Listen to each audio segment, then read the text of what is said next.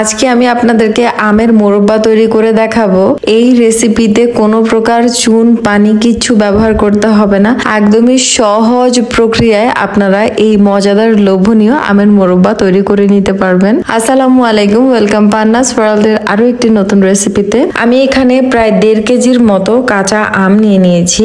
আমগুলোকে আমি ঠিক মাঝ বরাবর কেটে প্রতিটা 2 টুকরো করে নিয়েছি। এবার আমগুলোকে আমি খুব সুন্দর করে একটা ডিজাইন করে কেটে নিব। এই যে দেখতেই পাচ্ছেন, এইভাবে করে একদমই আমের আটি পর্যন্তই কাটবেন। আমের মোরব্বা বানাতে গেলে অবশ্যই একটা জিনিস মাথায় রাখবেন, কচি আমের আটি যুক্ত যে আমগুলো সেগুলো ব্যবহার মোটেও করা যাবে না, তাহলে আমগুলো গলে যাবে। মোরব্বা তৈরির সময় অবশ্যই শক্ত আটির আম আপনারা ব্যবহার করার চেষ্টা করবেন, তাহলে আমগুলো মোটেও গলে যাবে না। আর এইভাবে কাটার ফলে দেখতে পাচ্ছেন ডিজাইনটা তো সুন্দর হবেই, পাশাপাশি আমগুলো একদম ভেতর থেকে সুন্দরভাবে সেদ্ধ হয়ে যাবে খুব দ্রুত। চুন পানির কোনো ছিটে ফোটাও এখানে ব্যবহার করার দরকার হবে না। সবগুলো আম দেখতে পাচ্ছেন আমি এইভাবেই কেটে নিয়েছি।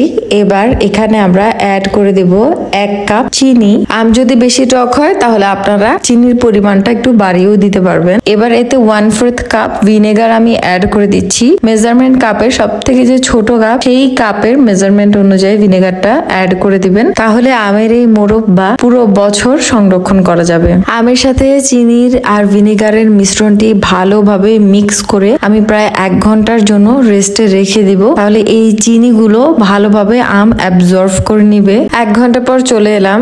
এই যে আমগুলোর সাথে চিনি কিন্তু ভালোভাবে মিক্স হয়ে গিয়েছে, অনেকটুকু পানি ছেড়ে দিয়েছে আম থেকে, আর চিনিও মোটামুটি বেশ ভালোই গলে এসেছে। মোরব্বাতে কোনো পানি ব্যবহার করা হয়নি, যেন সামান্য পানির ছিটে ফোটাও না থাকে। যে কড়াইয়ে আপনারা মোরব্বা বসাবেন সেটাও যেন একদমই ড্রাই হয়, এমনকি যে চামচ দিয়ে নাড়বেন সেই চামচটা অবশ্যই চেষ্টা করবেন যেন পানি সামান্য ছিটে ফোটাও না থাকে, তাহলে কিন্তু দীর্ঘদিন পর্যন্ত আপনারা এই আমের মোরব্বা সংরক্ষণ করতে পারবেন। এই নিয়মগুলো মেনে আপনারা যদি আচার কিংবা মোরব্বা বানান তাহলে সারা বছর এটা ভালো থাকবে। চুলার আঁচ মিডিয়াম লো ফ্লেমে রেখে আস্তে আস্তে জাল দিতে থাকুন। দেখবেন আস্তে আস্তে চিনি শিরাগুলো গলে আমের মধ্যে অ্যাবজর্ব হতে শুরু করবে, আর আমগুলো আস্তে আস্তে নরম হতে শুরু করবে। একটু সময় নিয়ে করবেন, 1 পিঠ হয়ে গেলে আরেক পিঠ উল্টে দিবেন। আমি প্রথমে উপরের পাশগুলোকে নরম হতে রেখে দিয়েছি, কারণ আটি তো শক্ত, ওটা ভেঙে যাবে না, বাট উপরের পাটটা একটু নরম থাকবে, তো ভেঙে যাওয়ার সম্ভাবনা থাকবে, তাই উপরের পাটটাকে আমি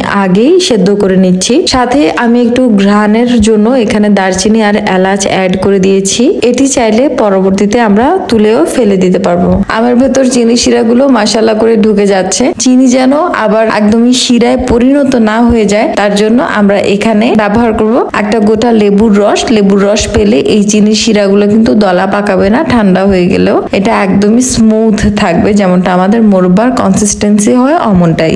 আমগুলো কিন্তু সেদ্ধ হয়ে এসেছে আর খুবই সুন্দর একটা স্মেলও বের হচ্ছে। তো এই পর্যায়ে আমরা চুলার ফ্লেম অফ করে দিয়ে ঠান্ডা করে নিয়ে একটা কাচের বয়ামে সারা বছরের জন্য সংরক্ষণ করতে পারবো। দেখতে পাচ্ছেন মোরব্বাগুলো কেমন সুন্দর হয়েছে, আর পাশাপাশি খুবই সফট হয়েছে, খেতেও অনেক বেশি দুর্দান্ত। এমনই ইজি রেসিপিস গুলো পেতে do subscribe and follow me. আসসালামু আলাইকুম।